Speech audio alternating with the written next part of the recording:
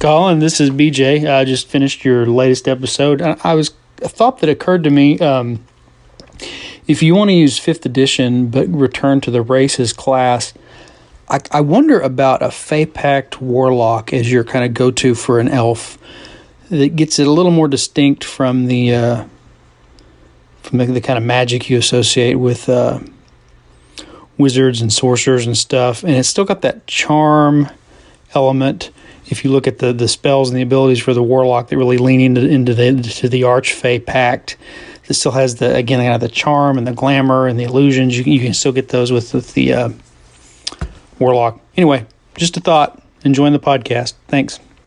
I'm Colin Green, and you are listening to Spike Pit, a rockin' RPG podcast.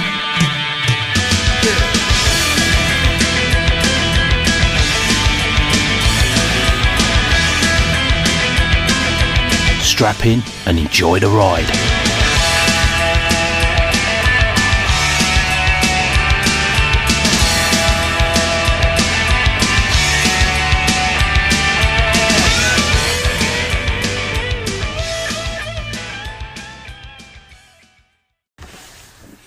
Hey Colin, it's BJ again. Hey, O5R, that is a very, very interesting concept. I'm really interested to hear more about what you have to say about that and what you come up with. You kind of asked what would people's first, I guess, reaction or thoughts be just to hear that term, and I would think that would be using primarily the 5th edition rule engine, the rule set, but trying to tweak it or hack it in a way that you get a game that has kind of that feel of a OD&D or BX or BECME or something like that. That's what my first reaction would be. I know as I've kind of dove back into running BX, the main thing that's jumped out to me that started to bleed over at this point into my other games, 5th edition, and then I'm also running a Traveler 2E game, which isn't even fantasy, it's sci-fi, is that BX, and I think it's there in BX, but it's very well illustrated in the Old School Essentials book, that there is a procedure for exploring a dungeon and a procedure for exploring the wilderness, and they're just steps clearly lined out. And those rules are in 5th edition, but you kind of have to search various chapters to kind of put them all together about, here's a step 1, check for a random encounter. This is how far a person travels. This is, and then it such and such and such, and the DM keeps track of time, and then you can mark off expenditure of resources. And it would have been nice in 5th edition if they'd have just laid that out somewhere in the Dungeon Master's Guide or the Player's Handbook somewhere, where this is just sort of the general procedure, barring some kind of unusual circumstance or the DM pulls something out of their sleeve to throw you to change it up a little bit. So I think that's one way you could do that. And so I found myself doing that in my 5e games and in my other games as well, trying to get us back to an idea of, just because we're not in combat, there's still sort of a procedure that goes forward where everybody kind of takes their turn and we kind of figure out what happens when you move or you explore or you've crossed a certain distance. I think the other thing you could do, which is not always popular with kind of modern players, is you could parse back the options. Obviously, if you just want to give it kind of the fluff of BX, where your race and class options are just reflective of classic D&D stuff and not some of the more modern things that have worked their way into race and class options. That's one thing. The other thing is just doing away with death saves so that you hit 0 hit points, you're dead. A lot of people will cite the deadliness as kind of a major difference between older and newer editions. Anyway, those are my first thoughts. I'm really interested to hear more of what you have to say on the topic and what you kind of put out there in the upcoming podcast. So take care. Talk to you later. Hello, folks. Yes, I'm still spinning those plates. Haven't dropped too many yet, but I have got some older call-ins that I've been struggling to put in the right episode. I really like them. The first we heard from BJ, the Arcane Alienist, just kind of displaying that kind of creativity that I really enjoy. When you get into hacking something, you kind of need to think outside the box. I really like the where BJ's headed with that for the whole class thing has come into question a little bit more for me. The idea of genre and setting and its influence on the game. But more will become clear as you hear my kind of current thinking. And of course, BJ also rightly highlights the fact that this stuff that is perceived to have been taken out of D&D is really there. It's still there, and it's just been buried. And I think that the current edition suffers from this. It packs in a load of pages, loads of information, lots of pictures, and some of the content gets really buried. Where if you compare and contrast a 5th edition rulebook with something like Old School Essentials, where the game is really put front and centre, smack bang in your eye line, usually in a double page spread, you can really see what you're dealing with. And I personally have found my experience of 5th edition is a lot about delving through, unearthing this stuff. So it's understandable when people talk about it as if it's just not there because they haven't seen it. I've played hours and hours since basically 5th edition come out. I've been playing between 2 and 6 hours a week, every week, more or less. You know, there's a few exceptions. I still constantly find, in fact, things that I didn't realise were there. So if you haven't played it or you haven't read it, you've got no chance really of having any understanding, because a flick through isn't going to cut it. And I've got to say, I think that is a drawback, a weakness. That is not strong design to my mind. But of course, it's all subjective. So big thanks to BJ for that call in. Got another call in now from my buddy Arlen Walker, also thinking outside the box with some great thoughts about conditions. Now, conditions and the death save are two areas of 5th edition rules that I'm quite keen to explore. I've taken so much out, it's given me a little bit of space to think more deeply about some of the basic mechanisms in the game. And this is exactly what Arlen's talking about in his call-in. Hi, Colin. It's Arlen. I was going to call in to tell you about a couple of games that I thought you might want to look at in terms of your O5R project. You already mentioned Five Torches Deep, which I think not only is it a well-designed sort of O5R thing in that it's trying to blend old school and new school 5e stuff, but also I think it's a really just well-designed game. There are a lot of really good ideas in that game in general, like the supply system and all of that is really clever.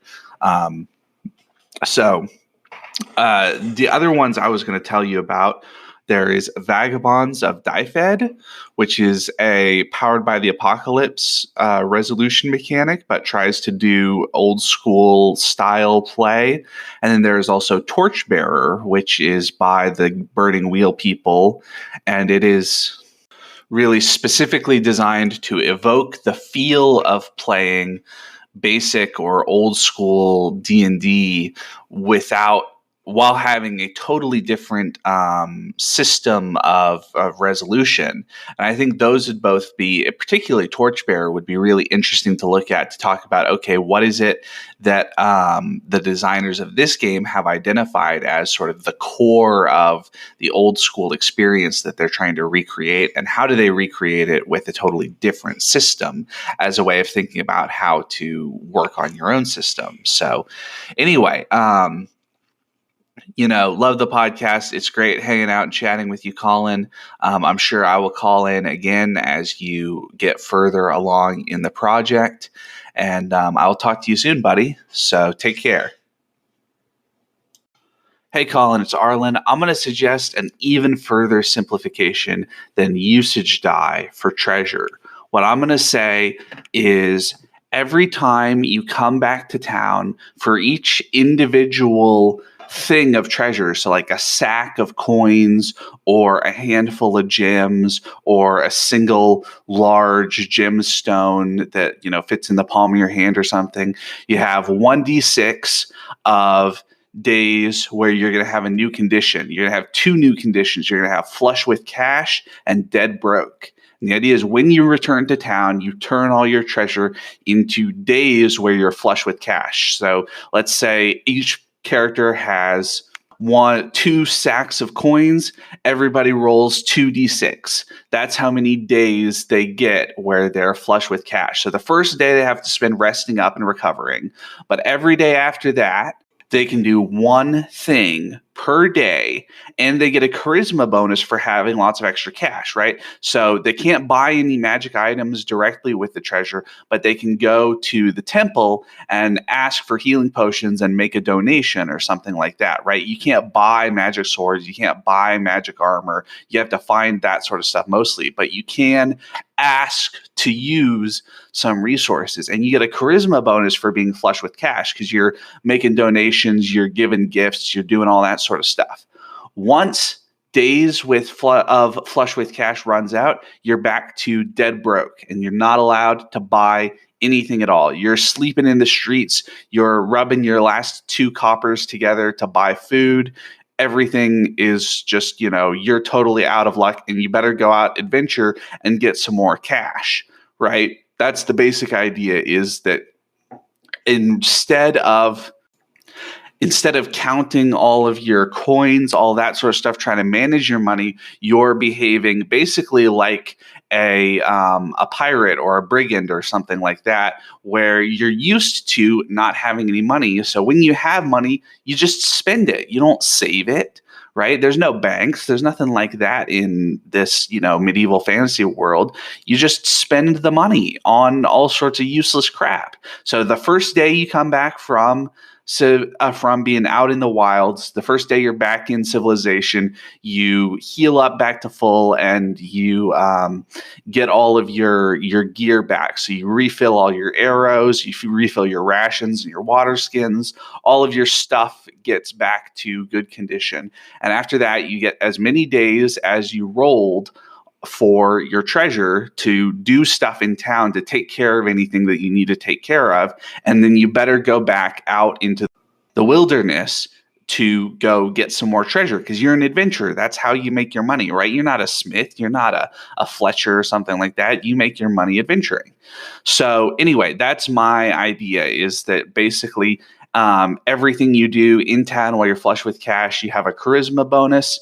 You get to you don't have to worry about spending money. Most stuff, you just ask the DM and say, hey, DM, can I, buy a new sword? And the DM says, yeah, of course, you're flush with cash.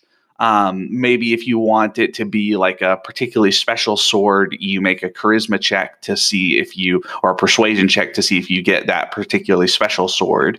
But anyway, the basic idea is 2 conditions: flush with cash and dead broke. When you're flush with cash, you just have the cash you need for stuff. And when you're dead broke, you don't. So you better go out and adventure for it. That's my idea. Coming out of the recent stint of playing 5e running 5th edition Dungeons and Dragons, I'm considering where I'm at with this spike hack, the working title of what is. It's my attempt at distilling my version of D&D into some kind of document that I can use at the table, allowing me to perhaps put aside piles of books. It's a streamlining. I see it as a streamlining approach, and it's a little bit dense of me perhaps, but I'm really noticing how much of Dungeons and Dragons is like genre or setting. I've talked about it as setting. I've talked about stripping out the equipment chapter from the basic rules. And the more I think about D&D, the more I realise vast swathes of it are tied up with genre and setting. And I have a fondness for that stuff. But I don't think, for me, 5th edition is bringing more newness, more content in that way to the table. It's in fact, it's often criticised for kind of not coming up with much in the way of new things. Like they're revisiting Ravenloft again. I think that'll be the third sort of Ravenloft product, because Curse of Strahd, then there was kind of Curse of Strahd reissue in a box set kind of thing, and now they're back in Ravenloft. And whilst they have brought out the odd bit more fresher feeling product, they do harp on the tried and trusted, the tried and true. And you can understand that big company, they don't want unknown variables. They want they've got their costs, they want to make their profits, their money. They want something that they can predict. So it's rehashes, unfortunately. Not saying that they don't make a nice job of them. Quite often I feel like they've been fine. But I'm waffling. I have stripped out now and distilled down a rough idea of what I imagine this spike hack to look like. And basically that is, if you look at the basic D&D rules, 5th edition, the free rules, you've got chapter 7, which is my starting point, using ability scores. You've got chapter 8, adventuring. That's all, all the rules, the nuts and bolts type stuff that's not covered by combat, which is chapter 9. So 7, using ability scores, 8, adventuring, 9, combat. Within those 3 chapters, if you add just something about character creation, however you want to do that, you've got the core system, I think, if you like. So you will have noticed there's no mention of classes, skills, backgrounds, feats. There's no magic, all of that stuff, monsters, all of that taken out, gone. And other things, just like ideas that I didn't really think worked. So inspiration, taking that out. Multi-classing, not a fan of that. But if your game wanted that, you just bring that in with whatever classes you choose to use. Now I think I've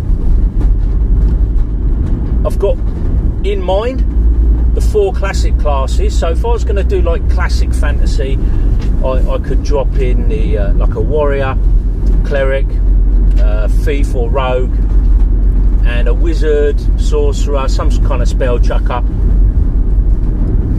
and call it done. You could add in the martial archetypes or the cleric domains, things like that, but you don't need to. The magic, you just look at the spell list, pick out the stuff you like. If you don't like any of it, don't bother. So yeah, long and the short of it, I think chapter 7, 8 and 9, that's basically it. Then a little bit of character creation.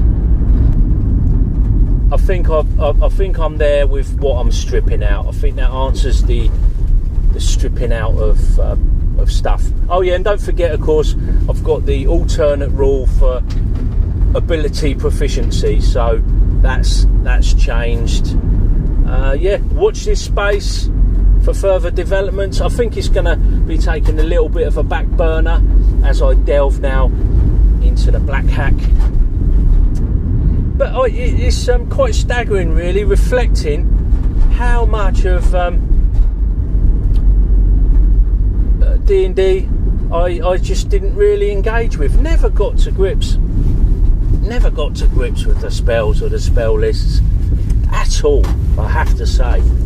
Don't know if that's because my players really sort of, only my youngest son was getting in there with a spellcaster. Anyway, that's it.